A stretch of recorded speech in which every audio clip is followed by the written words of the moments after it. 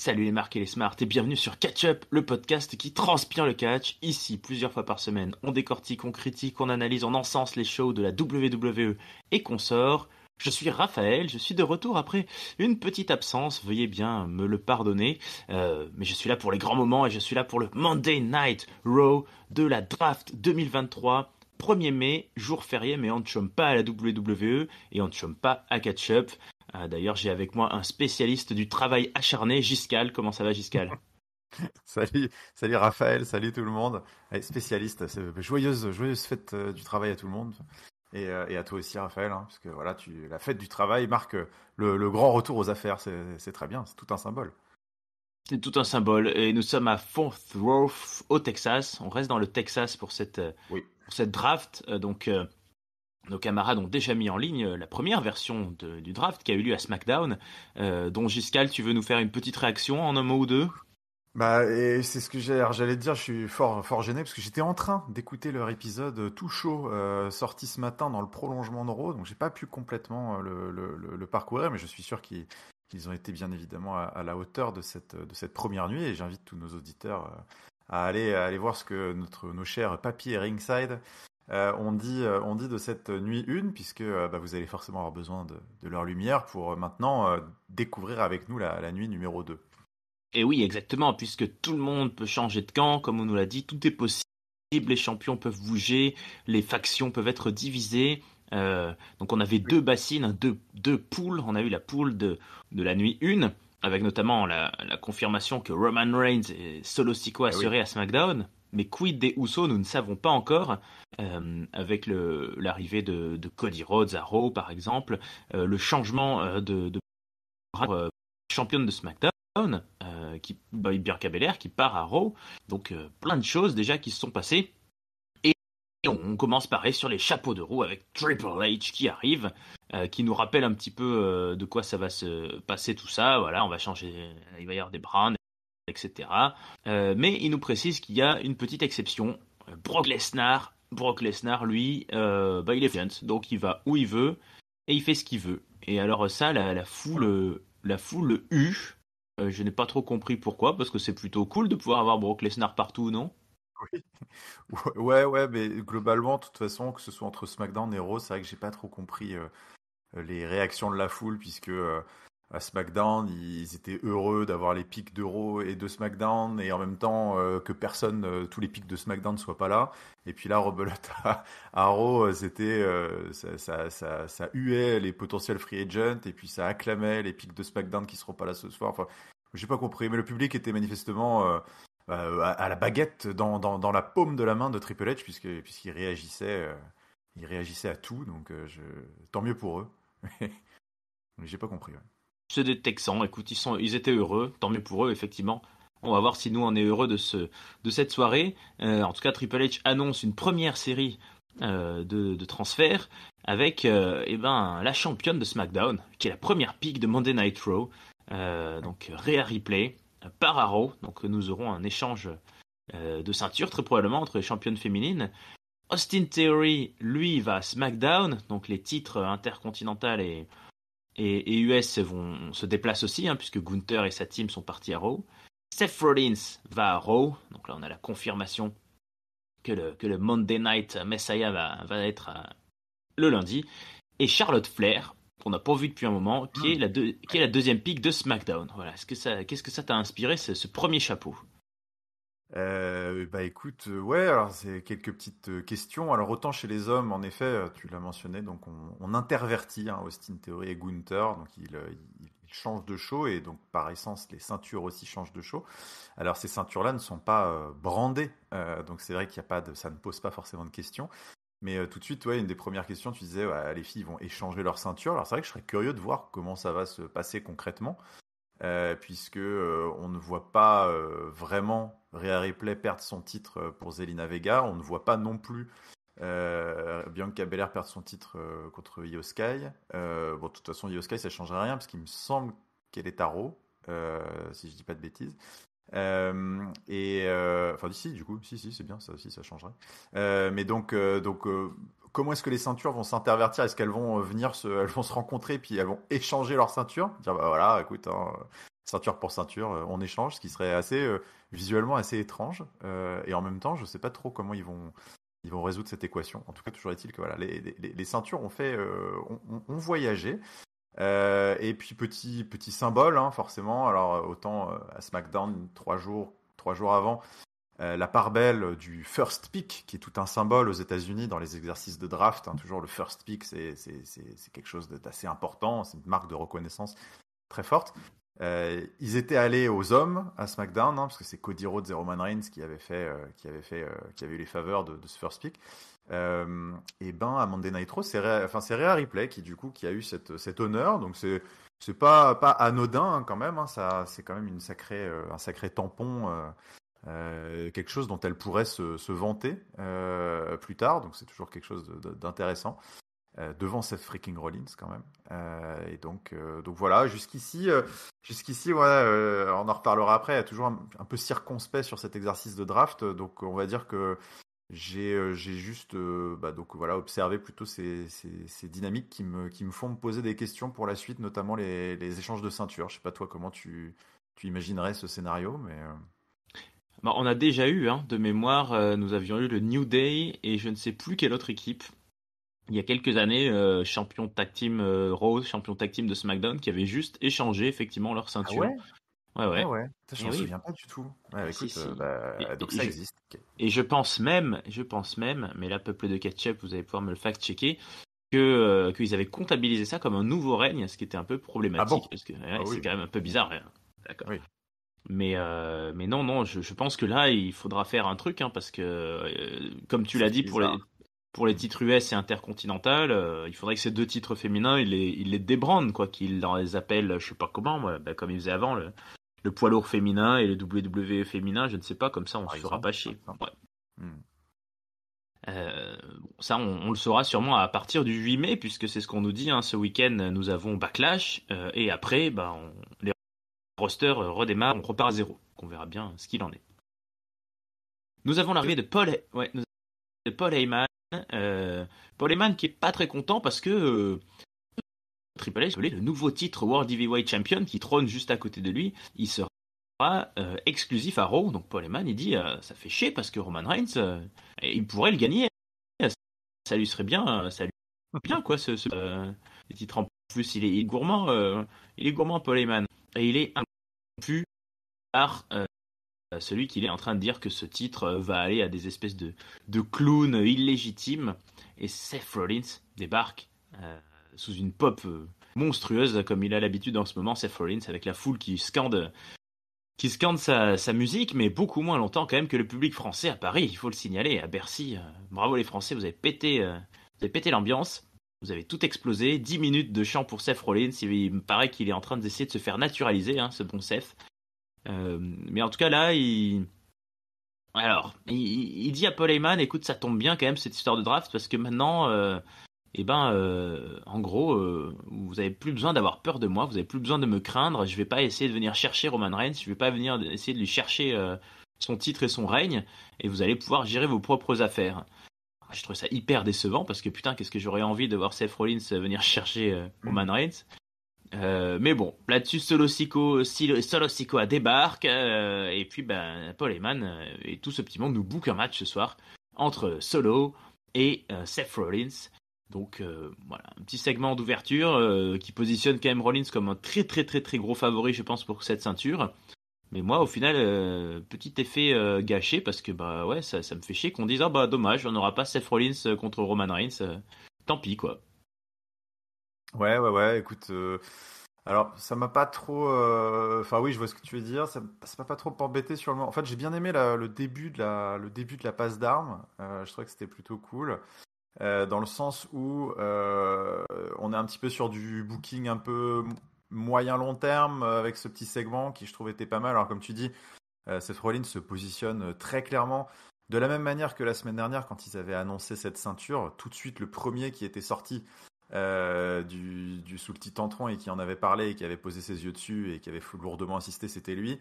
Là encore cette semaine, tout de suite, quand la discussion tourne autour de cette ceinture, bim, qui voilà qui rapplique, c'est Seth Rollins. Donc bon, voilà, on l'a compris, hein, et comme tu l'as dit, c'est l'archi favori pour ce titre. Et écoute, ce serait, je pense, par rapport à la dynamique pour relancer cette nouvelle ceinture, parce que ça aussi on en a parlé, hein, mais c'est une réactivation d'un titre historique plus qu'une nouvelle ceinture. Je pense que Seth Rollins c'est tout choisi, vu son niveau d'overness que tu as rappelé là en ce moment, pour être ce champion inaugural. Donc ça, en tout cas pour moi, c'est du tout bon. Et puis j'ai bien aimé aussi la petite promo avant que Seth Rollins arrive de Paul Heyman, qui était un petit peu, voilà, qui fait, qui joue aussi forcément un peu avec les réactions de ces derniers jours, de ces dernières semaines, qui troll un petit peu en quelque sorte, hein. Ouais, il dit, Roman Reigns, il pourrait bien avoir la ceinture, il pourrait en avoir, s'il en a deux, il pourrait en avoir trois. Après tout, pourquoi pas? Alors c'est vrai que tu t'imagines l'image tout droit sortie des enfers de dire déjà qu'on se dit que Roman Reigns trust le titre, alors s'il chope le troisième titre qui vient d'être créé, quelle catastrophe ça battrait sur la WWE. Donc moi je trouvais que c'était assez marrant de voir Paul Heyman s'amuser de tout ça. Puis au final, on se demandait quand même un petit peu où est-ce qu'on allait avec ce segment, parce que bon, voilà, c'est rigolo. On positionne aussi Seth Rollins d'une certaine manière un petit peu dans l'inconscient collectif sur le plus long terme comme, bah ouais, c'est cet adversaire un petit peu que Roman Reigns devrait craindre, hein, qu'il n'a jamais vraiment battu au cours de son règne historique. Donc ça me plaît bien aussi. Mais ce qui me plaisait un petit peu moins, c'était, alors je sais que Triple H, s'il était face à moi, si j'avais le plaisir de pouvoir échanger avec lui, me dirait que non, non, non, les nouveaux rosters ne prennent effet qu'à partir du 8 mai, la semaine prochaine à Backlash. Mais je trouve ça quand même emmerdant, visuellement et même dans la dynamique du show, que voilà, ces shows qui sont entièrement consacrés à cette draft, à ces nouveaux transfuges et tout, bah finalement, on démarre l'émission avec Paul Heyman qui est censé ne plus être à Raw depuis vendredi dernier. Bah hop, qui est-ce qui ouvre le show? C'est lui. Et puis ensuite, derrière, on va nous booker un match fatalement interbrand, hein, parce que Solo Sikoa non plus n'est plus censé être là. Donc Seth Rollins, Solo Sikoa, c'est un peu un match sans lendemain, en quelque sorte, qu'on nous book, et qui, d'une certaine manière, je trouve, tue un petit peu c'est assez court-termiste, encore une fois, hein. Allez, on va booker ce qu'on peut booker, parce que de toute façon, tout ce qui se passe jusqu'au 8 mai, ça sert à rien, donc allons-y.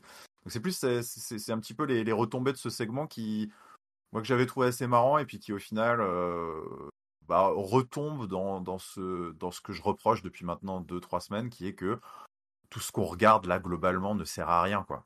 Et donc vivement la semaine prochaine qu'on puisse enfin démarrer quelque chose, puisque manifestement c'est la semaine prochaine que ça va se jouer, quoi. Ouais, bah je suis d'accord avec toi. C'est Solo Sikoa, c'est un peu devenu le nouveau main event chez Uso, c'est-à-dire on lui envoie faire des matchs de gala pour finir les shows contre les babyface des différentes sections, mais oui, c'est juste un match de gala là, histoire de dire ah tiens, il y a un top face et un top heel qui vont se croiser et ça donne envie parce que ça fait un beau match, Ouais, mais effectivement il y a pas vraiment de rivalité. progression. On est bien d'accord. Alors dans les rivalités, il y a quand même des ceintures qui sont tout ça. Au milieu de tout ça, à la WWE, il y a les ceintures tag team féminines, donc les championnes, Liv Morgan et Raquel Rodriguez, qui affrontent une partie du Damage Control, donc qui affrontent Bayley et Dakota Kai. Un petit match qui dure un petit peu moins qui dure à peu près, qui dure 8 minutes, très exactement, 8 minutes 5, et qui va se conclure sur la victoire de Bayley et Dakota Kai, alors que Liv Morgan réussit à placer son Oblivion, mais elle est prise dans une espèce de roll-up, hein, il faut dire ce qui est. Donc les championnes ont perdu, ah là là, elles se désolent, elles se lamentent, et je pense qu'on positionne des challengers, là on va continuer avec le damage control, mais en inversant un petit peu les rôles. Ouais. Ouais, voilà, puisque Io Sky est parti ailleurs, donc il est un petit peu plus haut dans la carte maintenant. Donc c'est Bayley qui se retrousse les manches et qui va sur la scène tag team. Et ouais, c'est ça. Écoute, il va peut-être falloir qu'ils se décident, un de ces quatre, hein, de ce qu'ils veulent faire, parce que Mm. c'est difficile à suivre. Enfin, c'est difficile à suivre pour ceux que ça intéresse, hein, parce que c'est vrai que moi, c'est bon. Bon, encore une fois, moi, voilà, hein, c'est comme la semaine dernière, moi, j'y arrive plus, hein. Donc, je zappe les matchs, hein. Vraiment, je vais jusqu'au finish et je regarde ce qui se passe. Alors, j'étais assez surpris pour le coup, et en effet, Damage Control qui gagne, alors que finalement, à 3, elles sont infoutues de gagner quoi que ce soit depuis 8 mois. Et par contre, en équipe, quand elles sont que 2, ça fonctionne. Sauf qu'en fait, depuis WrestleMania, tout ce qu'on essaye de nous expliquer, c'est que Bayley a l'air de causer un petit peu des problèmes dans le trio, que c'est elle qui fait toujours perdre les deux autres, et qu'elle ferait mieux peut-être de s'en débarrasser. Et puis finalement, bah là, c'est elle qui fait gagner le match et qui repositionne son équipe en tag team, peut-être pour un title shot derrière, alors que tout semblait indiquer qu'on allait un peu vers une implosion et elle faisait que de perdre de toute façon. Donc c'est un peu difficile de comprendre finalement à quoi ils jouent avec Damage Control, puisque bon, on les voit difficilement quand même reprendre les ceintures par équipe. Mais bon, après tout, pourquoi pas. Écoute, bon, je sais pas. Là-dessus, j'ai un petit peu du mal à engager énormément d'intérêt et d'émotion dans ce qui se passe. Surtout que ouais, j'ai l'impression qu'on souffle un peu le chaud et le froid. Les championnes qui perdent comme ça, de manière très très lambda sur un roll-up en weekly, je trouve que c'est naze de manière générale. C'est vraiment, on a l'impression qu'ils savent pas booker des title shots chez les filles autrement que toujours par la championne qui va perdre. Il y a jamais vraiment de storyline, quoi. Donc voilà, on est encore dans ce scénario très très classique. À voir ce qui en découlera encore une fois, pour ceux que ça intéresse, quoi. Oui, je trouve que tu conclus bien, effectivement. Pour ceux que ça intéresse, et je suis un peu comme toi, hein, la division tag team, il y a des hauts, il y a des bas, mais clairement, la tag team féminine en plus, c'est d'un intérêt très très mitigé. Donc bon, écoute, à voir au moins s'ils ils rebattent un petit peu l'ordre des hiérarchies dans le damage control en mettant Bailey là-dedans. Peut-être que ça peut donner autre chose. À voir. De toute façon, la soirée, clairement, l'intérêt, c'est surtout les segments draft, hein, avec à chaque fois Mm. des Hall of Famers qui viennent taper un petit chèque. Donc, le duo suivant, c'est Booker T et Charnel, qui viennent nous annoncer. Alors là, c'est la grosse moisson, hein, ce Oui, draft-là. On c'est une a, très grosse moisson. voilà. Alors, pour Raw, on va récupérer à Raw les champions, Sami Zayn et Kevin Owens. Donc, hop, deux d'un coup. Et on va envoyer aussi à Raw tout le Judgment Day pour rejoindre Rhea Ripley. Donc, ça a une certaine logique. À Oui. SmackDown, les Usos. Voilà, hein, finalement, toute la tension qu'on avait sur les Usos. Oui, je ne l'ai pas détaillé, mais Paul Heyman, il a commencé en introduction par dire voilà, les Usos n'ont pas gagné, n'ont pas repris les Oui. titres. Hein, donc, il y a quand même une certaine tension dans la Bloodlines. Mais les Usos, finalement, vont à SmackDown. Hein, ils pourront régler tout ça en famille. Oula. Et SmackDown prend aussi tout le Latino World Order, tous les Rey Ouais. Mysterio, les Legado del Fantasma, Zelina Vega. Pouf, allez hop, les Mexicanos dans le bus. Ils ont Voilà. tout compris, SmackDown. Enfin, je sais pas qui gère du coup la draft de SmackDown, On sait pas. mais on sait pas ça. Mais en tout cas, le mec, il a tout compris. Il s'est dit, ah, tiens, je vais en prendre 5 d'un coup. Donc c'est drôlement bien joué de sa part. Après, le Judgment Day, ouais, t'as dit, enfin, alors du coup, oui, c'est logique parce qu'ils suivent Rhea Ripley.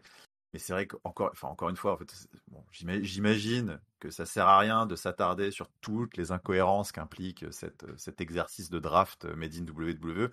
Je C'est crains depuis le qu'on n'ait pas le début. temps. Ouais. Ouais, en fait, on n'a pas le temps, donc oui, c'est sûr qu'on va pas se prendre la tête avec ça. Et on sait que pourquoi est-ce qu'ils ont fait ça? Parce que ça permettait de mettre Rhea Ripley top pick, donc c'est un petit effet d'annonce, ça fait plaisir et tout. Mais depuis le début, alors ils passent leur temps à nous dire que toutes les factions peuvent être séparées, que toutes les équipes peuvent être séparées, là, là, là. En fait, ce qu'on va comprendre à la fin de la draft, c'est que aucune faction, aucune équipe n'est séparée. Donc c'est quand même Non. voilà, et surtout que toute la draft, elles sont toujours pick tout ensemble à chaque fois, sauf le Judgment Day. Donc il y a eu voilà, que lui a eu le droit à être séparé. Donc peut-être que là c'est peut-être à l'éminence grise qui est dans la War Room de Monday Night Raw qu'il faut poser des questions, puisque finalement il a gaspillé 2 picks pour là où SmackDown ne s'est pas embarrassé. Tu vois, eux ils ont pris toute la LWO en un seul pick. Finalement le mec qui gère SmackDown, on sait pas qui c'est, mais moi ce que ce tour de draft me dit, c'est que le mec de SmackDown n'est pas con. Voilà, c'est tout. Bon, en tout cas, oui, ça nous a fait aller un peu plus vite dans ces histoires-là. Et ça nous a permis peut-être de laisser plus de place au catch. Non, pas forcément, puisque le match suivant Non. verra Braun Strowman et Ricochet affronter la Alpha Academy avec la présence de Maxine Dupree toujours dans les parages. Voilà, un petit match de 2 minutes 30 très très court qui finit avec le désormais très visuel segment de Ricochet qui fait un Swanton Bomb depuis les épaules de Strowman sur Otis quand même et qui donne la victoire donc à son équipe. Équipe qui, si ma mémoire est bonne, aucune des deux équipes à l'heure actuelle n'était encore placée dans un roster. Mais voilà, on est dans la Je mid-card de tag crois team. Là. que je crois que Ricochet et Braun Strowman. Ah non, t'as raison, c'était plus loin dans l'émission. Non, non, c'est vrai, c'est Mhm. vrai. Non, non, non, personne n'était placé à ce moment-là. Bon, Ça a ouais, dû ça donner change. du grain à moudre aux sélectionneurs de Raw et de SmackDown qui ont dû forcément apprécier la performance.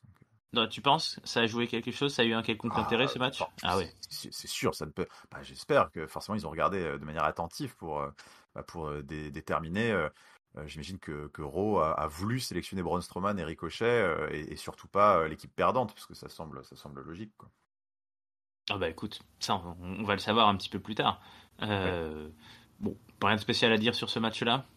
Non, écoute, bah, c'est dans la lignée de ce qu'on a eu à SmackDown aussi, hein. C'est beaucoup de matchs de remplissage entre les annonces de pics de draft, donc pas grand chose à souligner, si ce n'est ce finishing move de Ricochet qui, c'est vrai, est assez plaisant visuellement, donc voilà.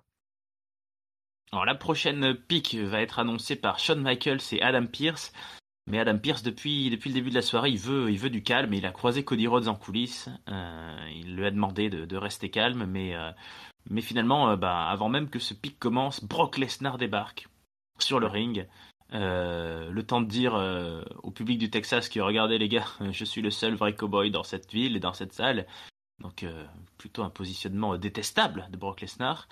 Euh, Adam Pearce envoie toute une foule d'agents de sécurité, une vingtaine, une trentaine, je sais pas combien ils sont. Cody Rhodes arrive par derrière, il attaque Lesnar par derrière, le temps de lui mettre un petit coup de genou. Mais finalement, les agents de sécurité réussissent pour une fois leur rôle.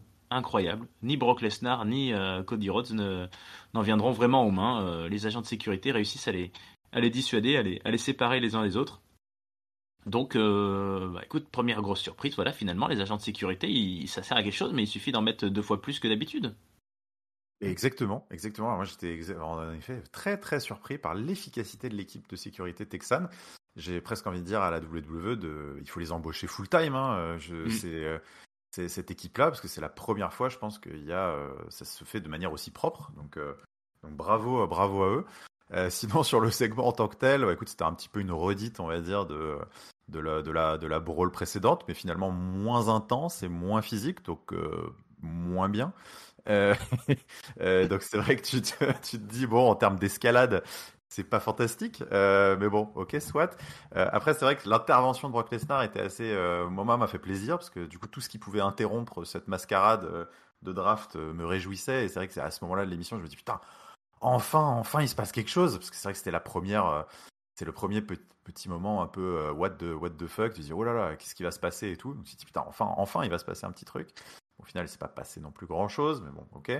Et donc bah voilà, écoute, ce build-up Brock Lesnar, Cody Rhodes, même si voilà, moi j'aurais bien aimé. C'est vrai que quand j'ai vu Brock Lesnar arriver, je sais pas si toi tu t'es fait un peu cette réaction, je me suis dit ah tiens cool, enfin tu vois, enfin on va peut-être savoir pourquoi est-ce que Brock Lesnar s'est attaqué à Cody Rhodes, quoi, parce que c'est aussi intéressant, tu vois, dans un build-up de match et tout, avec le pay-per-view qui arrive, peut-être d'avoir les motivations de l'attaque, tu vois, ce serait pas mal, hein, pour nous impliquer aussi un petit peu dans l'histoire et dépasser un petit peu juste ce clivage face-heel, ça se tape dessus.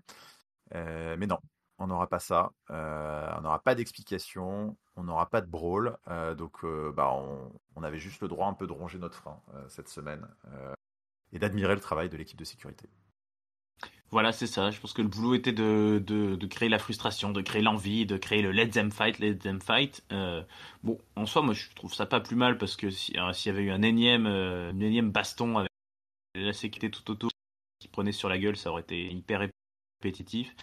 Alors là, c'était pas passionnant, effectivement, mais au moins, voilà, ça a créé une tension de dire ils vont vraiment se mettre sur la gueule. Bon, effectivement, on ne sait toujours pas pourquoi Brock Lesnar, mais je pense qu'il s'en fout, il veut pas nous le dire, hein, il choisit au pif, et puis voilà, ça va se taper dessus à Ouais. Backlash. De toute façon, Faut pas lui, oublier il qu'on est est, free agent, il explique voilà, rien, il s'en fout.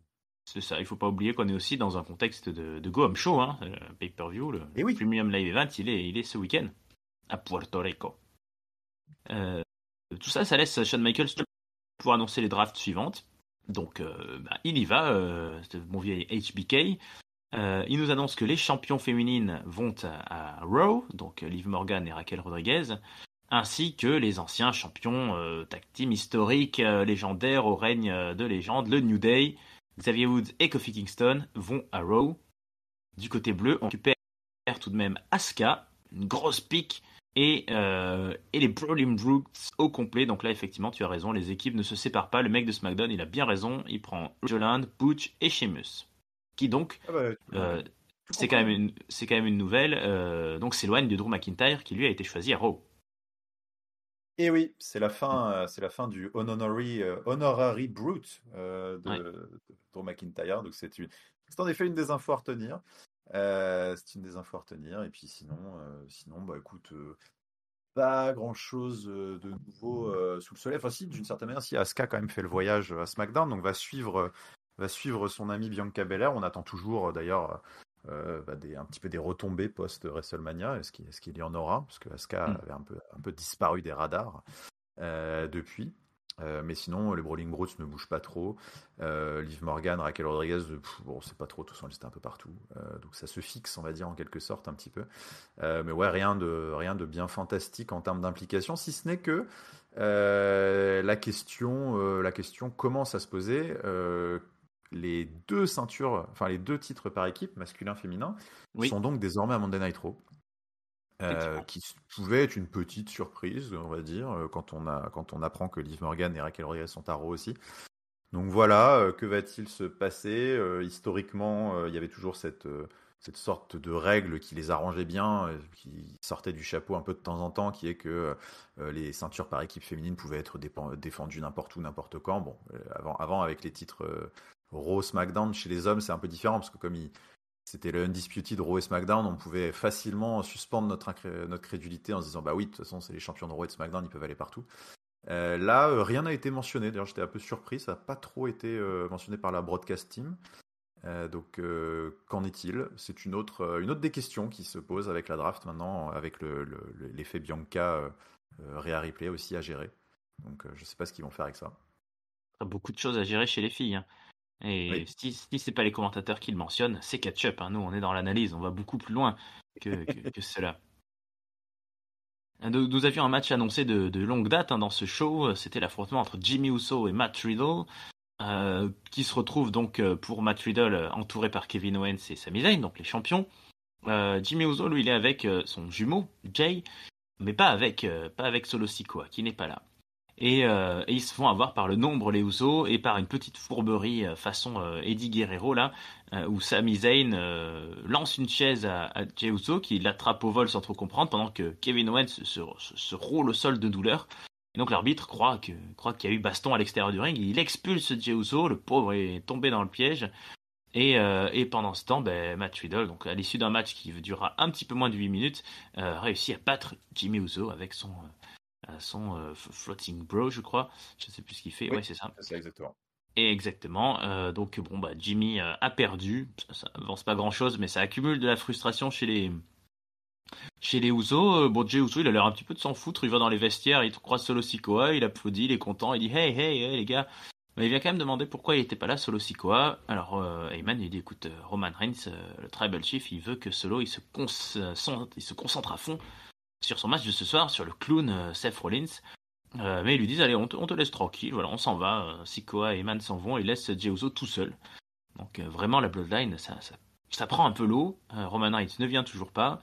Et puis par contre, bah, avec toute cette petite team là qui vont s'affronter à 3 contre 3 à Backlash, on enchaîne les solo matchs ou autres qui n'ont toujours pas grande conséquence, hein. Pas grand intérêt même. Non, Mm. non, c'est ça. Ouais, c'est ça exactement. Même si bah voilà, tu t'as rappelé un petit peu tous les éléments scénaristiques, c'est-à-dire que quand même ce match a une raison d'être dans l'histoire qui est que bah voilà, le chapitre, on va dire, de cette semaine, c'était on sent que Solo Sikoa prend énormément de distance hein, avec ses deux frères, de Mm. plus en plus.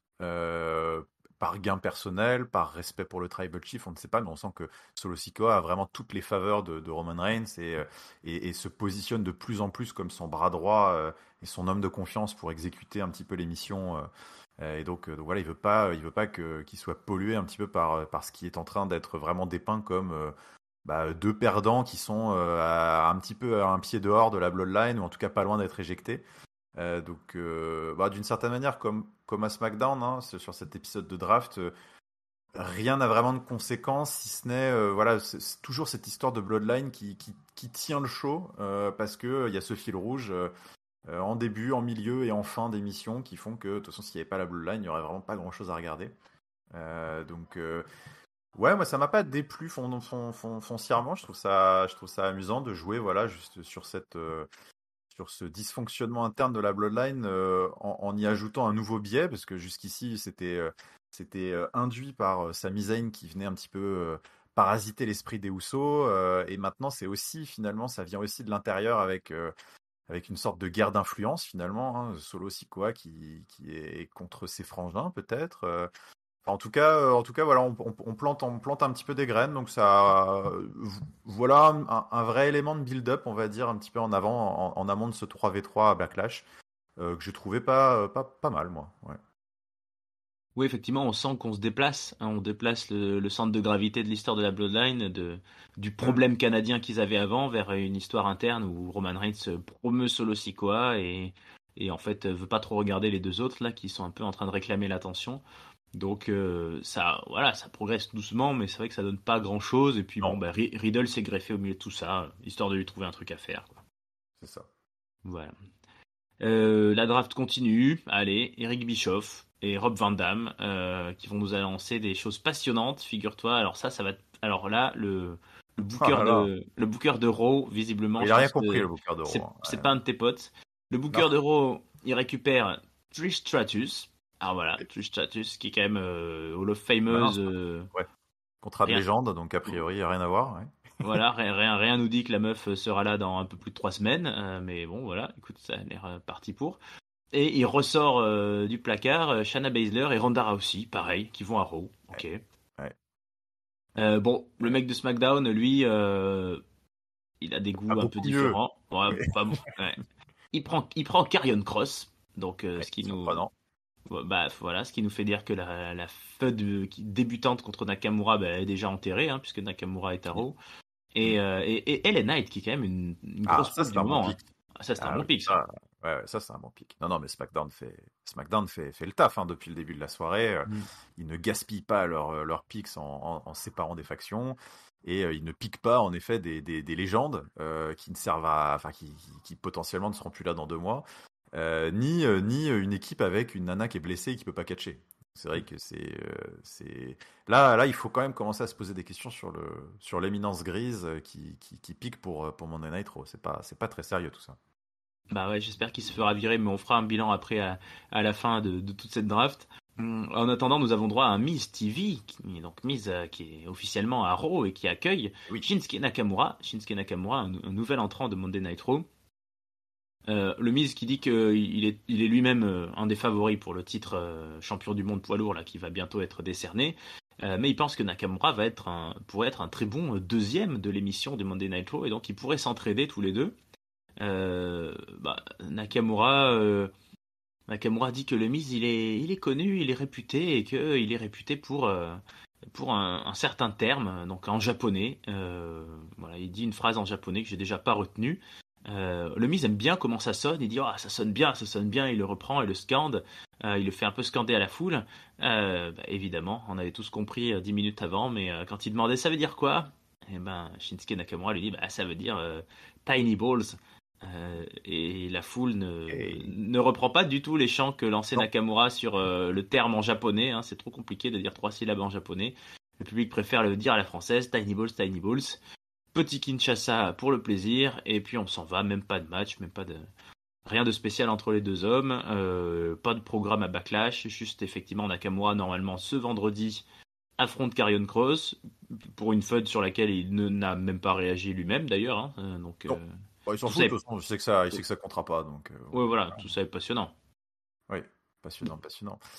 Passionnant. Bah écoute, ouais, non, mais enfin, après, voilà, je pense que les segments parlent d'eux-mêmes, hein, mais on est vraiment sur des émissions compliquées, compliquées à regarder, compliquées de s'investir. Donc, ouais, en fait, au-delà parce on pourrait juste balayer d'un revers de main ce segment, mais c'est vrai que moi, il m'a quand même pas mal agacé.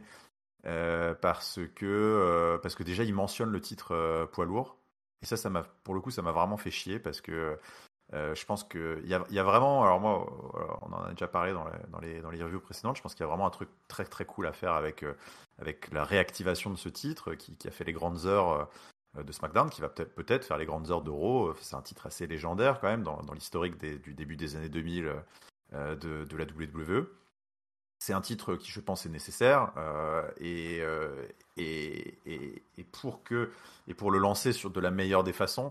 Je pense que tout le monde en fait devrait courir après.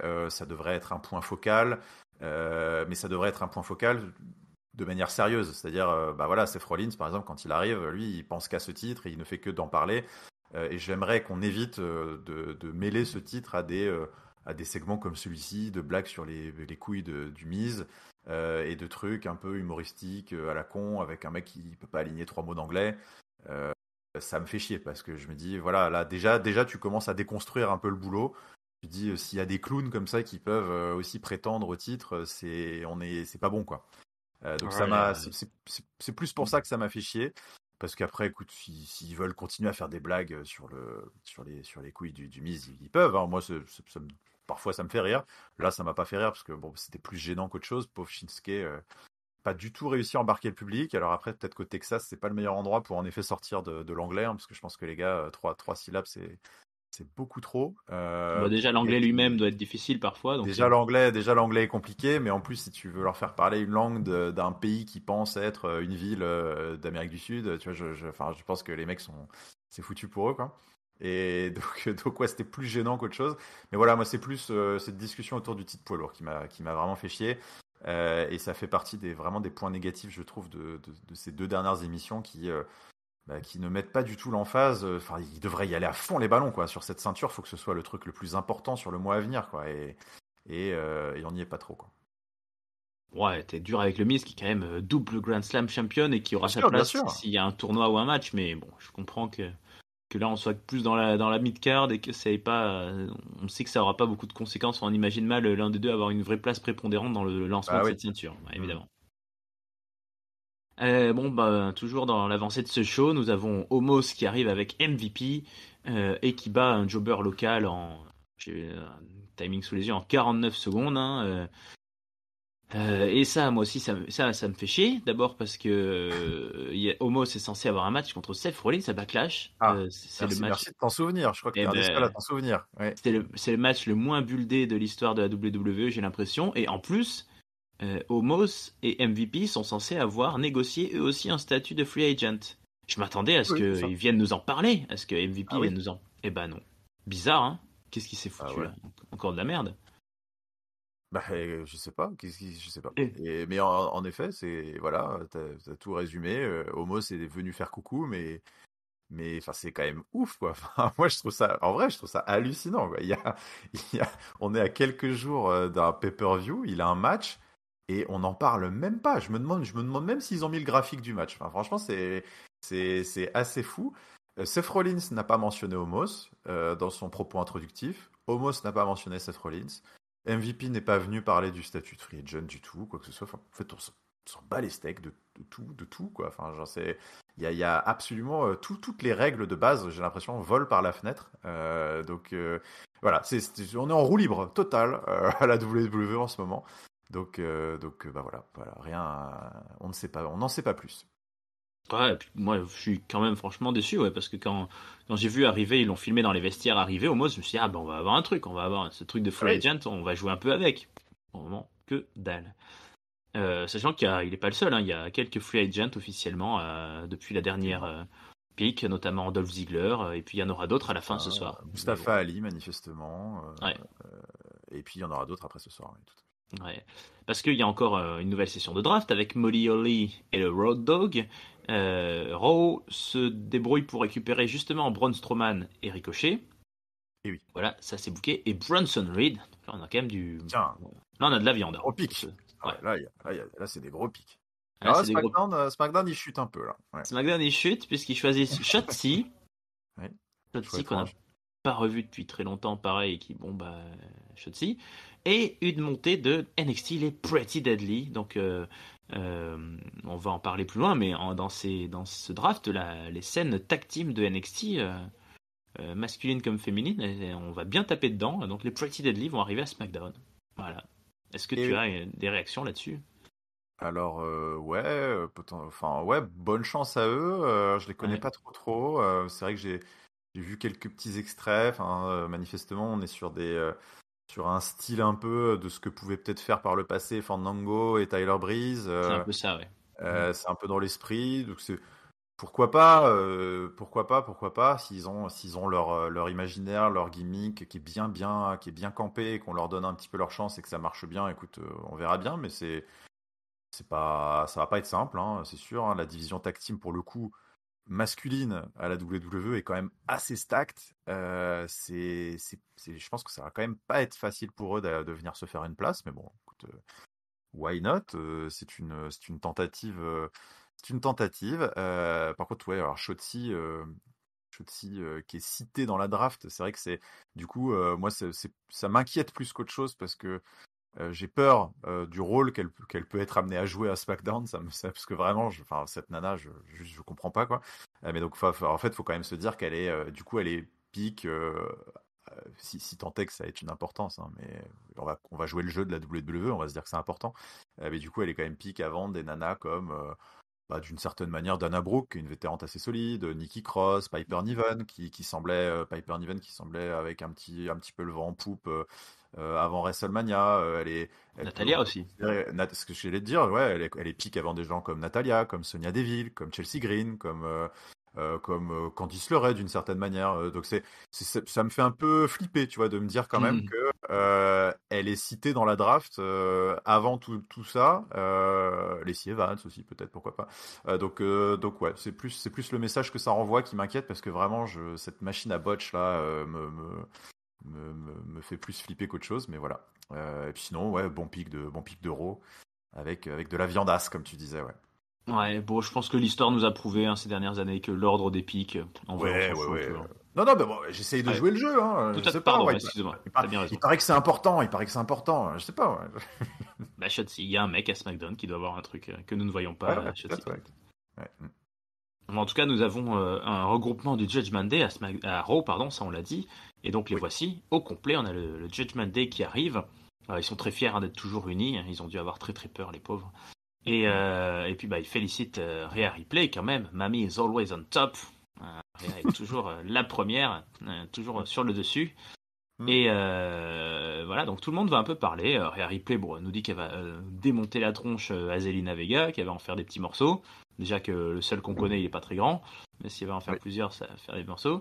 Finn Balor, pareil. Euh, Damian Priest prend le micro pour nous parler de son adversaire du prochain pay-per-view de Backlash, Bad Bunny. Alors il lui fait une promo entièrement en espagnol, pour lui dire qu'en gros, voilà, Bad Bunny, il va lui casser la gueule et que si c'est un champion très connu de musique, là, entre les cordes, c'est son domaine à lui. Voilà, ça parle sûrement un peu aux latinos du Texas, il y en a pas mal. Et Dominique Mysterio, lui, va réussir à choper quand même un peu de réaction, toute la hit de la Ah foule. ouais. Ah, il est hué, Dominique, il est hué. Et puis lui, il dit qu'il est très content qu'il va pas croiser la route de son père parce que voilà, il en a marre un petit peu. Là-dessus, ils sont interrompus par justement le Latino Clan qui débarque. Rey Mysterio dit que voilà, c'est très très bien de pas être avec son fils parce que sinon il aurait fini par lui mettre des grands coups de chancla à la place des coups de ceinture. Et Tu sais ce que c'est, toi, le je chancla? ne sais pas, j'ai pas pensé à Ah, chercher. d'accord. Ok. Vous allez nous fact-checker, peuple de ketchup. C'est votre Ouais. boulot un peu. Allez, bossez, bande Ouais. de feignasses. Et puis lui, il voit Zelina Vega gagner contre Rhea Ripley. Bon, bah écoute, Rey Mysterio, il nous fait un syndrome Rey Mysterio. Il dit ouais, le petit peut battre le grand, mais enfin quand même. Et on enchaîne donc sur un match mixte, mixte Absolument. intergender comme on dit, avec donc le Judgment Day sauf Finn Balor qui va affronter donc Rey Mysterio, Santos Escobar et Zelina Vega. Alors là, on est sur du match classique où ça part un petit peu dans tous les sens. Rey Mysterio, il aide Zelina Vega à faire un Huracan Rana à Rhea Ripley. Ça va se tomber un peu dessus partout à l'extérieur du ring. Et puis finalement, il y a des 619 qui sont tentés, qui passent pas. Rey Mysterio, il tente un 619 qui part sur Damian Priest, mais c'est Finn Balor qui se sacrifie. Alors là, il est impressionnant. Il s'est jeté vraiment la tête. Il a pris chaud sur la nuque, Finn Balor. Et ça permet à Damian Priest de porter un gros chokeslam par-dessus la troisième corde. Beau mouvement, ça.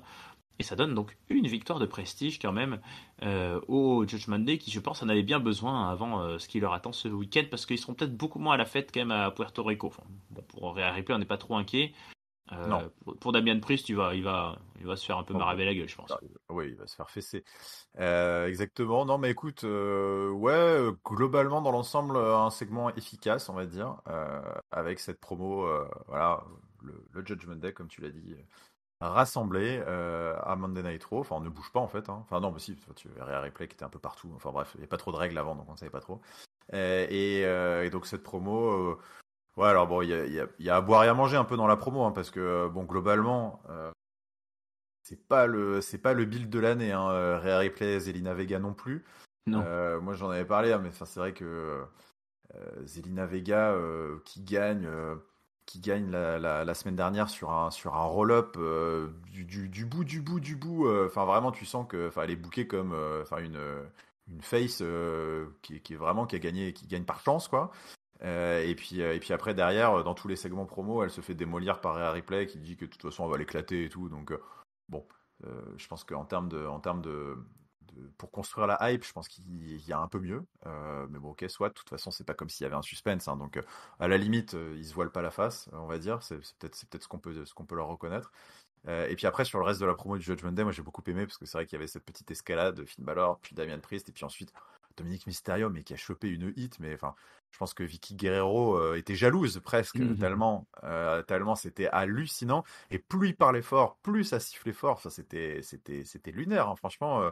Rarement vu, rarement entendu des hits pareils. Donc, Dominique Mysterio qui continue de manière presque inexplicable d'une certaine façon à attirer une sorte de haine viscérale du public qui est assez folle et qui mériterait, je trouve, enfin peut-être qui capitalise même encore un peu plus dessus. Je suis assez surpris qu'il n'ait pas de match à Backlash, enfin qu'on continue un petit peu à jouer sur ce momentum de fou, mais bon, ça va peut-être revenir après Backlash. Ils Là, le seront dans les focus parages, était je sur, pense. Ils y seront du voyage. oui, non, non, mais ils seront bien évidemment du voyage. Et puis de toute façon, là, c'était peut-être aussi l'occasion de mettre le projecteur sur un autre membre du Judgment Day, Damian Priest, qui jusqu'ici n'avait pas eu beaucoup d'os à ronger avant WrestleMania, clairement, qui jouait le rôle d'enforcer. Donc c'est bien pour lui aussi qu'on le build un petit peu. Et puis bah, écoute, voilà, l'interruption du LWO et ce petit match derrière.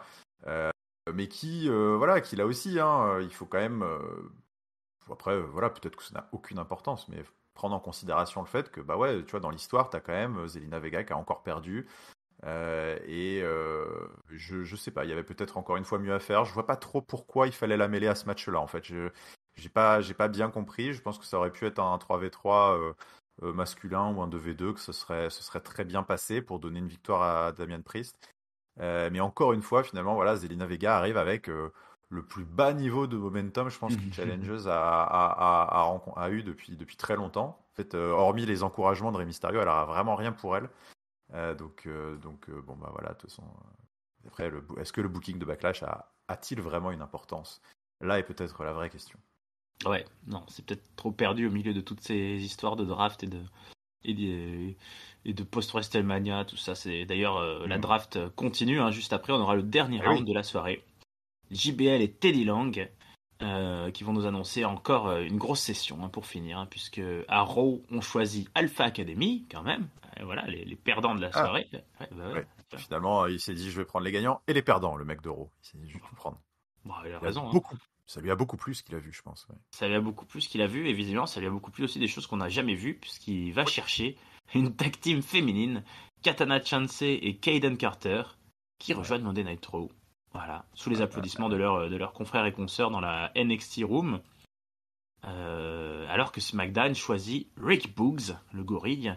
Donc on confirme si c'était pas déjà sûr qu'on en arrête là avec Rick Boogs et Nakamura, hein, ça sera plus l'histoire. Et Cameron Grimes qui débarque à SmackDown. Alors peut-être là une montée un peu plus attendue, ça fait un moment qu'il est à NXT, Cameron Grimes. Je sais pas si tu le connais un peu plus que ça. Non, ouais, pas du Il tout. a fait du boulot quand même. Il a été face, il a été heel, il a été autour d'une storyline sur la $1 million ceinture de Ted DiBiase. Il a eu des matchs un peu cinématiques chelous avec des zombies contre Dexter Lumis. Donc ça fait un petit moment qu'il bosse le sujet, mais le voilà qui va Ok. tenter sa chance à SmackDown. Les autres, j'avoue que les deux jeunes filles, je ne les connais pas plus que ça. Et puis bon, voilà. Rick Booth, c'est pas non plus une grosse pix pour le moment, mais grosse Non, pique, pardon. non. Non, bah ouais, ouais, c'est vrai, moi je peux pas trop commenter parce que je les connais absolument pas, que ce soit les deux filles ou Cameron Grimes, donc je ne sais pas ce que ça vaut, mais écoute, encore une fois, tant mieux pour eux, entre guillemets. Euh, à eux de se faire une place dans la Big League. Mais par contre, le truc que j'avais cru comprendre des commentateurs ou même de la semaine dernière à SmackDown, c'est que je crois que les deux nanas en question, là, donc Katana Chance et Kaden Carter, sont celles qui avaient challengé du coup les championnes par équipe qui avaient été sélectionnées pour aller à SmackDown la semaine dernière. Et du coup, je sais pas non plus comment ils vont gérer ça, parce que si à la fois les championnes Oui. et à la fois les challengeuses ont été sélectionnées, quel est l'avenir des ceintures de NXT? Bon, non pas que ça m'intéresse fondamentalement, parce que je ne regarde pas NXT, mais voilà, ça m'interpellait quand même. Donc peut-être que Alors, les amateurs et les aficionados de NXT pourront me dire. Hein, mais... alors, je crois bien, mais Peuple de Ketchup fact-checkera que pour la ceinture tag team féminine de NXT, je crois que c'est un triple threat ou un fatal four way qui est prévu. Donc Ah, je crois ouais, qu'il y a bon, d'autres ils équipes vont se dans le lot. débrouiller, ils vont se débrouiller. Mais ouais, il me semble. Ils sont Euh, malins. Avant de passer au main event, non, écoute, on va faire le main event en premier, on va le faire dans Ouais. l'ordre. Main event de la soirée, donc Solo Sikoa contre Seth Rollins. Le temps passé, hein, entrée de Solo Sikoa, entrée de Seth Rollins, il restait plus beaucoup de temps d'émission. Et effectivement, on a eu un match décent, hein, de 10 minutes entre les deux hommes, avec tout ce qu'on peut imaginer à peu près des deux côtés. Seth Rollins qui nous a fait des suicide dives, Solo Sikoa qui a rompu tout ça par une force vive. Mais bizarrement, tout d'un coup, Paul Heyman, on l'a vu au téléphone faire des vocaux, parce que visiblement il aime bien faire des vocaux, Paul Heyman, ça doit être quelqu'un d'insupportable à ce niveau-là. Alors que Solo Sikoa était pas spécialement en difficulté, hein, c'était un match très Non. équilibré. Et ben les Usos débarquent et attaquent Seth Rollins, donc disqualification, DQ.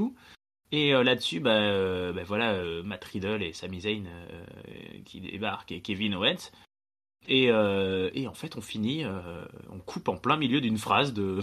Enfin, je veux dire, Ouais. j'ai regardé Ah plusieurs ouais, fois ouais. si c'est pas mon truc qui a bugué. On coupe Non, carrément non. sur cette Ça. brawl en plein milieu d'une phrase je sais plus lequel des deux commentateurs, De Corey Graves, je de crois. Corey Graves, qui dit ah bah c'est le board.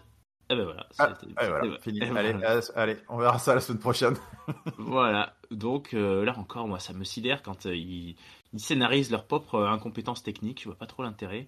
Bon, bah voilà, on finit sur un brawl. Petite déception peut-être quand même sur ce segment-là.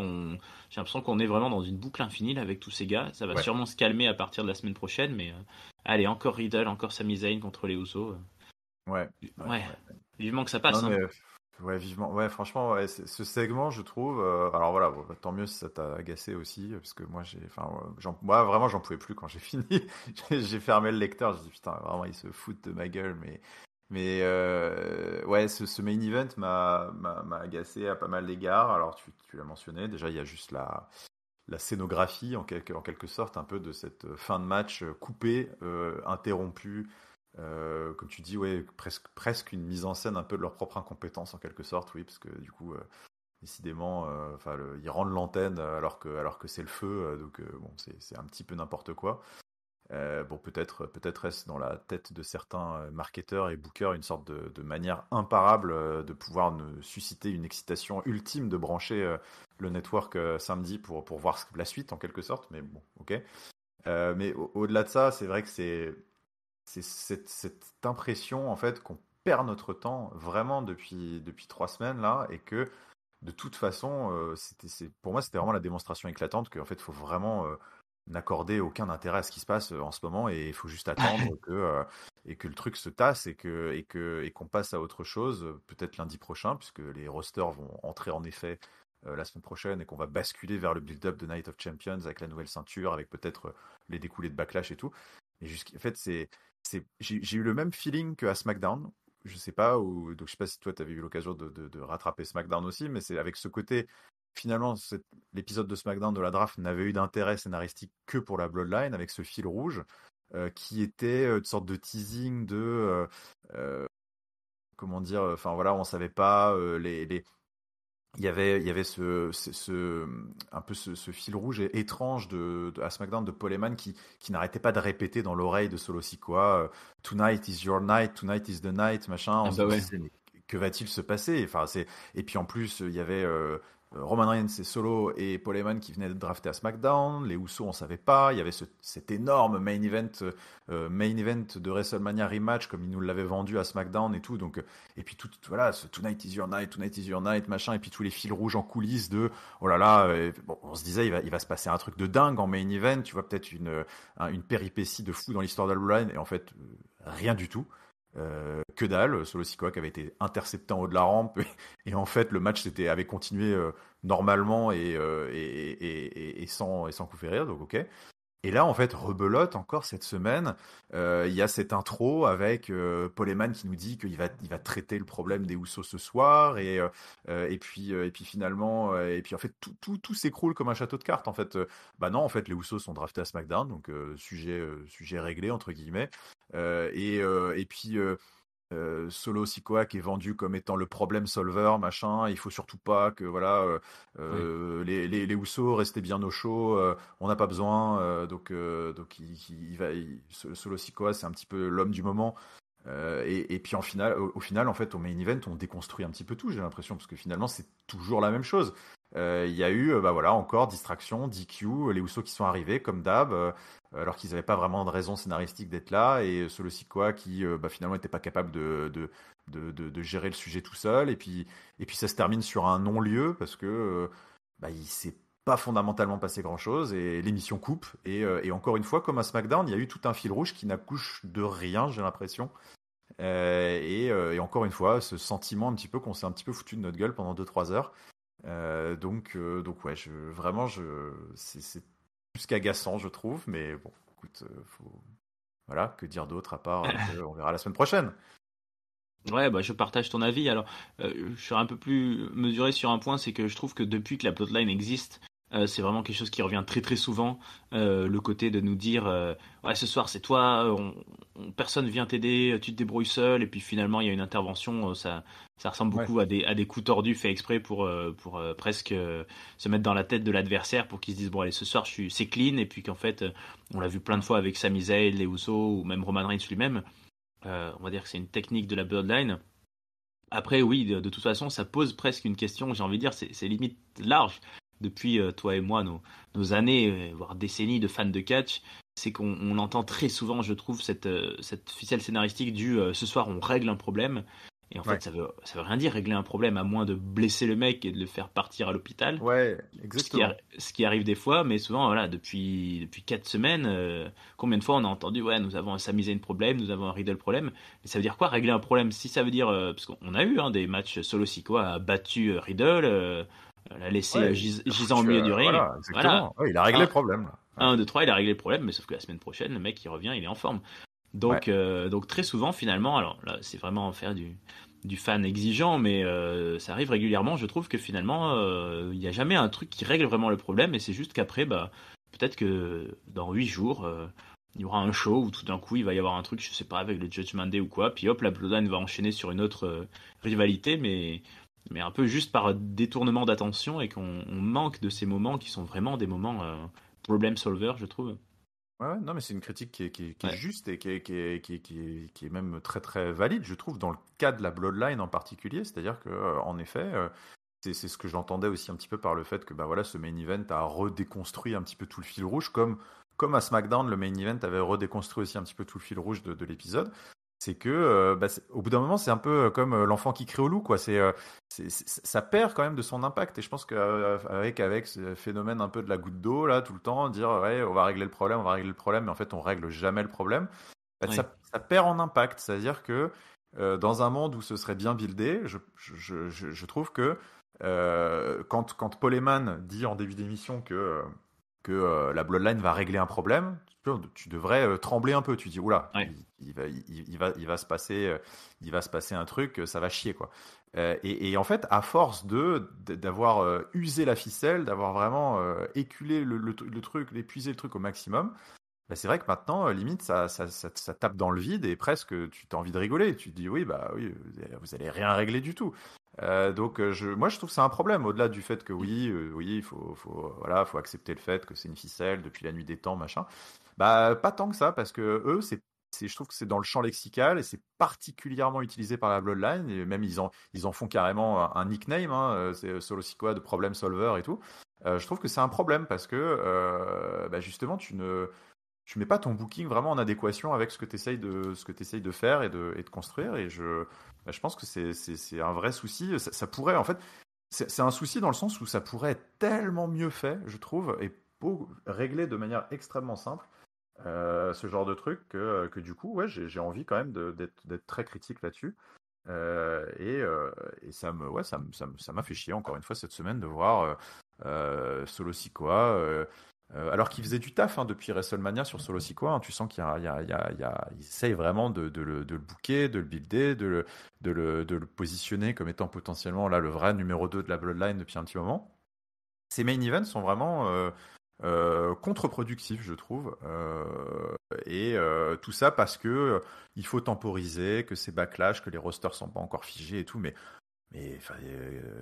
Maclash, tu fais ce que tu veux, t'es pas obligé du tout de faire ce match, hein. Tu peux tout à fait faire autre chose. Ouais, moi ça m'a fait chier. Ouais, ça m'a fait chier. Bah, en fait, je suis d'accord avec toi, ça donne une impression qu'il y a deux bookers, en fait, c'est-à-dire qu'à la WWE, il y a un mec, ou une équipe de mecs qui va être chargée de faire semaine après semaine, et puis Ouais. il y a un mec au-dessus de ça qui fait les grandes directions, et qui doit dire, bah les gars, là, on a un objectif, c'est Night of Champions, parce qu'on a annoncé, en tout cas ils l'ont annoncé, que Night of Champions c'était un soir où tous les titres étaient défendus, donc on devrait revoir Roman Reigns en Arabie Saoudite.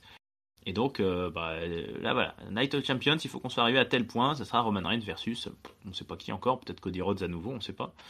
SummerSlam, il y aura ci, machin, il y aura ça, et d'ici là, les mecs, ils doivent tricoter pendant des semaines en disant, bon ok, c'est-à-dire qu'il faut tenir le truc 2 mois, on va avancer à cette vitesse-là. Mais oui, effectivement, c'est frustrant parce qu'on se dit à chaque fois, en fait, on n'y croit plus. On se dit, oui, bon, écoute, c'est un weekly, c'est pas maintenant que ça va se passer. On a l'habitude avec la Bloodline que ça se passe à fond pendant les pay-per-view. On l'a vu au Royal Rumble, on l'a vu à Elimination Chamber, Ouais. on l'a vu à Clash at the Castle. Enfin voilà, on sait que les gros événements, enfin les gros changements sont pour des grands moments. Donc ouais, on n'y croit plus à force et on le sent que ça va pas se passer ce soir-là en plus avec cette histoire de draft. Donc ce qui est dommage. Parce que Parce que finalement, tous les yeux sont rivés sur ces ouais, émissions-là, vu qu'ils ont c'est travaillé ça. au corps la fanbase à dire que la draft c'était la folie, la folie, la folie. Et puis finalement, sur ces soirées de draft, c'est vrai que quand on tire le bilan des 2 soirées, il s'est rien passé, quoi. Enfin, en fait, il s'est vraiment rien passé. Alors que ça avait été vendu comme des trucs de dingue et tout. Et c'est vrai que peut-être naïvement, alors je sais pas, il y en a les plus cyniques d'entre nous, les plus malins, ceux qui comprennent les ficelles du marketing et tout, machin, me riront au nez en me disant, tu t'énerves pour rien, tout ça, ça sert à rien et tout. Ouais, mais en fait, c'est vrai que c'est un peu un principe de base, c'est que avec la WWE et le catch en général, c'est voilà, moi quand on me dit qu'il va se passer un truc intéressant, du coup je m'y intéresse. Et par contre, quand on fait rien pour me vendre quelque chose, je m'y intéresse pas. Enfin, je suis très voilà, je suis le fil scénaristique qu'on me déroule sous les yeux. Et donc c'est vrai que ça m'énerve quand j'entends pendant des semaines, pendant un mois, voire plus. Attention, 1er mai et puis du coup 29 avril ou 30 avril, je sais pas quoi, c'est la draft. Le landscape de la WWE va changer à jamais. Ça va être 2 soirées fondatrices, tout ça, patati patata et tout. On me les vend. Je dis ok, ouais, je vais faire l'effort. Je vais m'intéresser, je vais regarder, je vais vous accorder un petit peu de mon temps et de mon intérêt pour au final avoir ces 2 émissions coup sur coup qui, moi je trouve que c'est du foutage de gueule, mais bon, écoute, après chacun son délire, hein. Ouais, ça fait chier parce que c'est vrai qu'au bout d'un moment, tu as vraiment l'impression qu'on est dans une période où tout est. Alors, je ferai sans doute plaisir à Papy quand je dirais ça, mais c'est vrai qu'on a l'impression que tout est dans l'effet d'annonce permanent et qu'on se fait balader là d'un point A à un point B avec des jolies catchphrases et des jolies taglines marketing là. Et ça commence à être un peu saoulant, ouais. Et pourtant, Triple H n'a pas dit, en tout cas à ma connaissance, que jamais autant de titres n'avaient changé de brand ce soir. C'est ce qu'il Et prévoyait. oui, non, c'était le pronostic de Mais, Papy, mais non, il l'a pas fait ça. Il n'a pas mais osé se foutre de nous à ce point-là, ouais. c'est vrai. Mais c'est vrai que c'est une. Bon, je suis d'accord avec toi, c'est une grosse déception. Tout reste très moyen. Moi, si je fais un bilan des 2 drafts, en fait, le seul truc que je retiendrai, c'est qu'AJ Styles est revenu. C'est à peu près ça. Oui, c'est vrai, c'est Et vrai, c'est vrai. C'est un euh, retour, en effet. voilà. Et sinon, qu'effectivement, la WWE nous Voilà, elle nous envoie des messages complètement débiles, je trouve. Alors voilà, je vais finir par ça. On nous a annoncé aussi des drafts supplémentaires, comme d'habitude, Oui. que je prends chez nos amis de Voxcatch. Alors on va considérer que c'est une source fiable et que c'est officiel, hein. S'il y a des erreurs, n'hésitez pas à leur dire.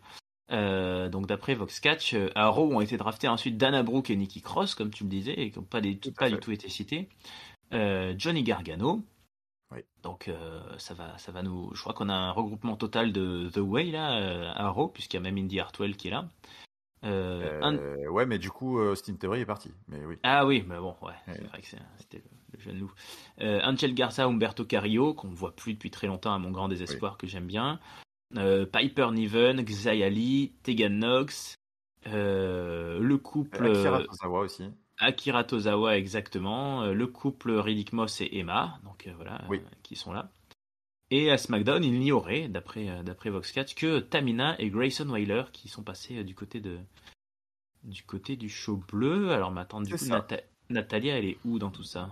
Elle y est ou Alors elle y est Natalia, pas? en fait, elle avait été citée pour à Raw, Ah, d'accord, mais ok. lors du SmackDown de la semaine dernière, Ah, pardon, ok. parmi les annonces hors show de la Ok, semaine dernière. Mais Raw qui récupère d'ailleurs justement, enfin qui conserve Candice LeRae, en effet, comme tu l'as dit, mais qui récupère aussi Sonya Deville et Chelsea Green ouais. depuis la semaine dernière. Donc je suis presque en train de me demander d'ailleurs, mais quelle est la division féminine de SmackDown maintenant? Je suis pas, c'est pas très clair pour moi, mais Ouais, en bon. tout cas, il y a beaucoup, beaucoup de filles qui sont arrivées, je trouve, entre les tag teams féminines et autres de NXT, là. Ouais, donc bon, écoute, on va voir. Et donc les nouveaux free agents qui viennent se Ouais, rajouter à Dolph Ziggler, Mustafa Ali, Omos, et puis du coup, bah, on l'avait appris dans l'émission Brock Lesnar. Eh bien, nous avons aussi Baron Corbin qui est free agent, Shelton Benjamin et Cedric Alexander, et Elias, notre ami Elias, qui est free agent aussi manifestement. Donc bon, dans tous les noms, alors vu le profil des noms, est-ce qu'il faut s'inquiéter? Est-ce que c'est une sorte de pré-charrette? Je ne sais pas. Mais bon, en tout cas, toujours est-il qu'ils sont free agent et on n'aura pas plus d'explications que ça. Hein, parce que est-ce qu'ils ont le même négociateur que Brock Lesnar?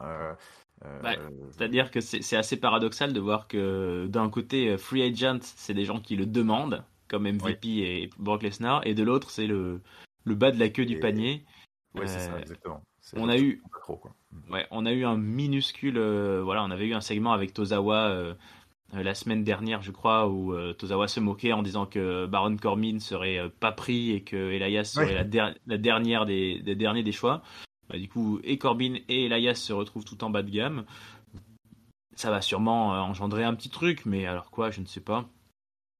Est-ce qu'ils se mettraient pas en tag team ces deux-là? Pourquoi pas? Corbin et Elias, ça pourrait être un profil un peu les espoirs d'il y a 3-4 ans là, de la WWE juste avant Covid, et puis les déceptions, je sais pas. Mais c'est vrai que de manière générale, là, si on joue le jeu, comme tu dis, de, de la draft, il y a un côté un peu bizarre où en fait, qui a le droit d'être drafté? Donc on remarque que par exemple, Trish Stratus est draftable, mais pas Lita. Donc on nous confirme, je pense qu'on reverra plus jamais Lita. oui, c'est On... vrai, tiens, j'avais même pas tilté là-dessus. Ah ben si, T'as raison. les absents n'existent pas. Donc par exemple, Bray Wyatt, bah voilà, il était là il y a pas si Oui, longtemps. c'est vrai. Ouais, Il ouais, paraît qu'il va revenir. Bray Wyatt, on n'en parle pas. Bon, bah évidemment, je parle pas des absents de longue date, mais effectivement, il n'y a pas de mention de Biggie, de Randy Orton, tout ça, c'est des gens qui, quand ils reviendront, feront un retour. Oui, Bon, de c'est toute pas très façon, ils vont nous surprenant non faire des plus. trucs. Tu verras que quand le jour où Randy Orton reviendra, Je le ils vont souhaite. dire, tu vois, juste, ah, bien sûr, moi aussi, je le souhaite, je l'attends même avec grande impatience, mais tu vas voir que ils vont laisser passer son entrée, puis Corey Graves glissera au micro vite fait.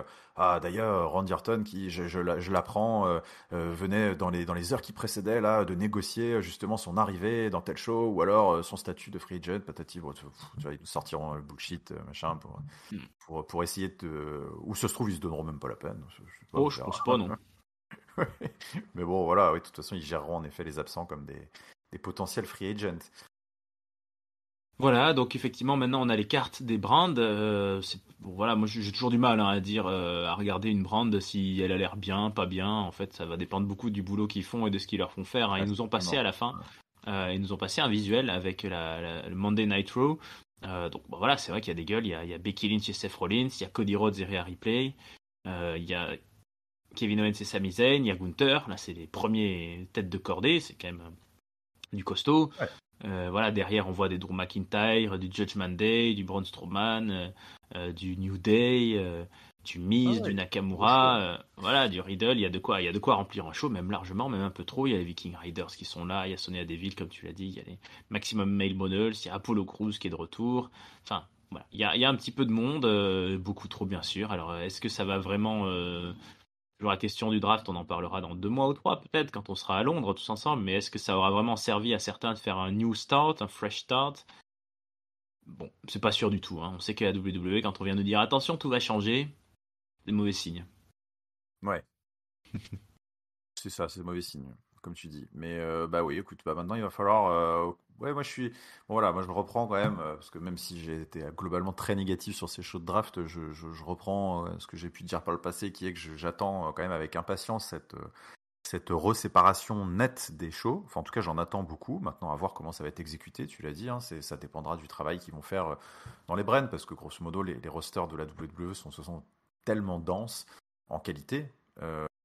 Il y a largement de quoi faire du taf sur les 2 émissions.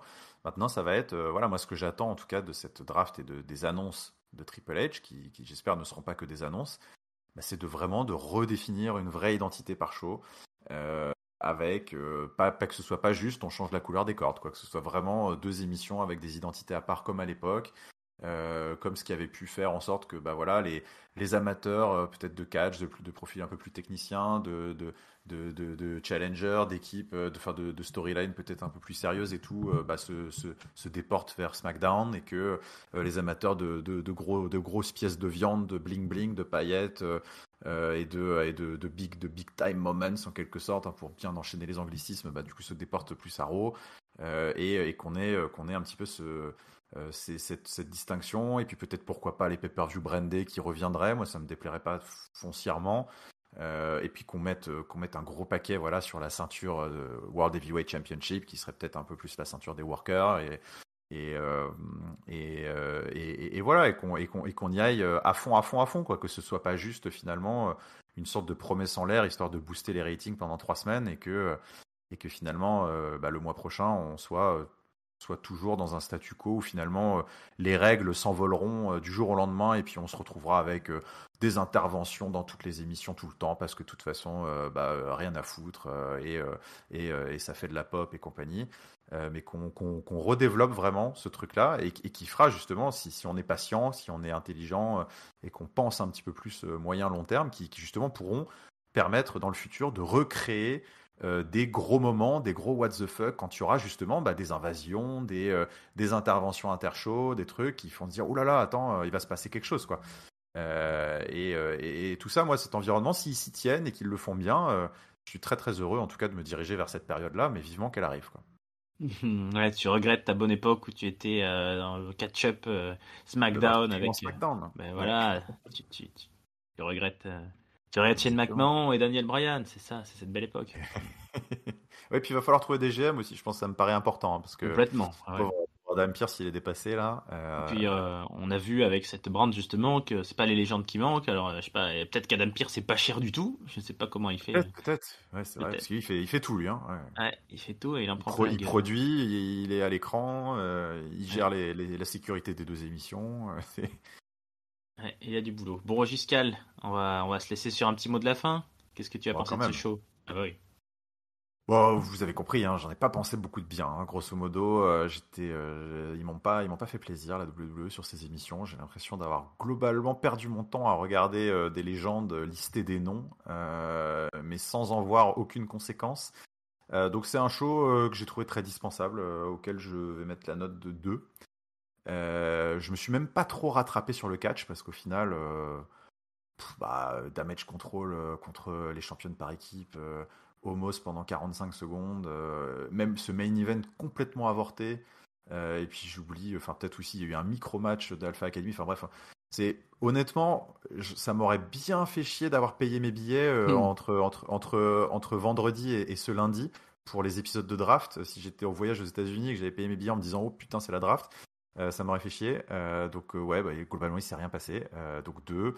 Euh, En top, alors c'est pas simple, hein, c'est pas simple. Il n'y a pas grand chose qui m'a captivé. Si je devais retenir vraiment un passage sympa, je dirais que c'est même si j'y ai émis des critiques sur le build-up, je dirais que c'est cette intervention de Brock Lesnar, qui a disrupté un petit peu cette draft et qui m'a fait. C'est le seul moment où j'ai retrouvé un petit peu d'attention pour ce qui était à l'écran. Je me suis dit, ça y est, là, on sort du statu quo, il se passe un truc. Avec cette petite brawl derrière et Cody Rhodes qu'on fait un peu monter la sauce pour leur match. On va dire que c'est un petit top.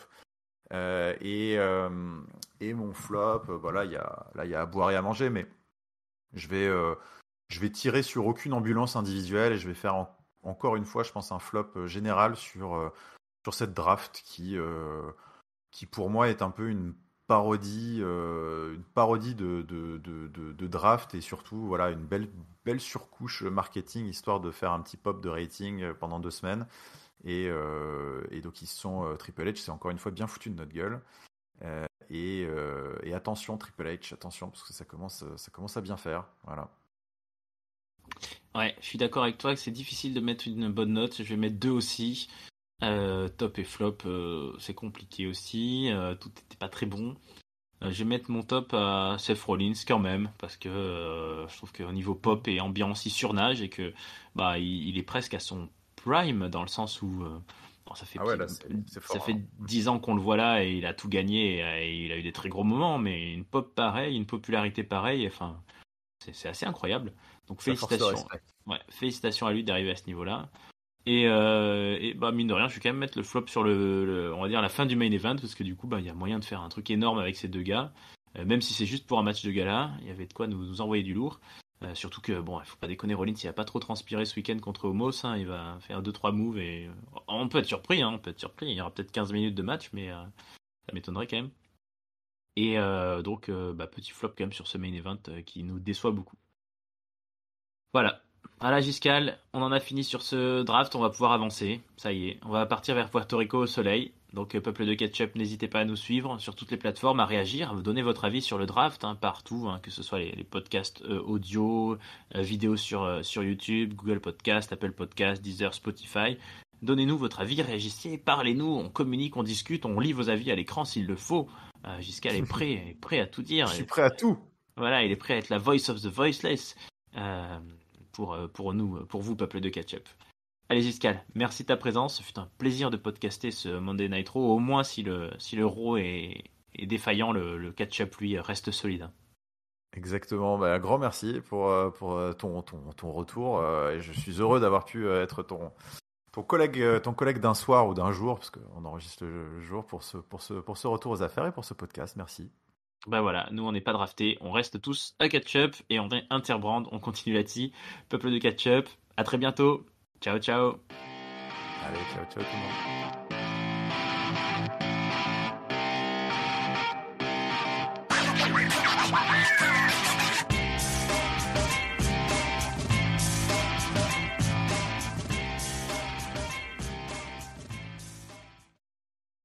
Je sais pas si Papy et Ringside ont un contrat de free agents.